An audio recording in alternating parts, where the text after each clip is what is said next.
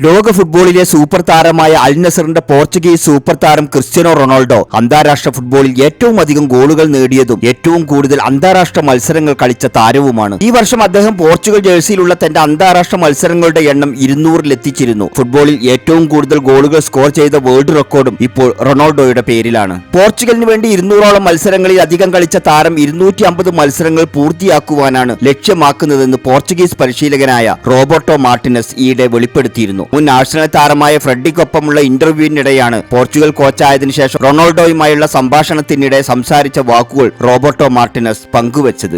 ഇനിയും ഒരു 50 മത്സരങ്ങളിൽ അടുത്ത് ക്രിസ്ത്യാനോ റൊണാൾഡോ കളിക്കുമ്പോഴേക്കും 2026 ഫിഫ വേൾഡ് കപ്പ് മത്സരങ്ങൾ അതിൽ ഉൾപ്പെടും. 2022 ഖത്തറിൽ വെച്ച് നടന്ന ഫിഫ വേൾഡ് കപ്പ് നഷ്ടമായതിനു ശേഷം 2026 ഫിഫ കപ്പിന് വളരെയധികം ആകാംക്ഷയോടെയാണ് ക്രിസ്ത്യാനോ റൊണാൾഡോയും ആരാധകരും നോക്കിക്കാണുന്നത്. നിലവിൽ തകർപ്പൻ ഫോമിൽ യൂറോ കപ്പിന് വേണ്ടി ഒരുങ്ങുകയാണ് റൊണാൾഡോയും പോർച്ചുഗലും. നിങ്ങൾ ഈ ചാനൽ സബ്സ്ക്രൈബ് ചെയ്തിട്ടില്ലെങ്കിൽ ദയവ് ചെയ്ത് ചാനൽ ഒന്ന് സബ്സ്ക്രൈബ് ചെയ്യുക.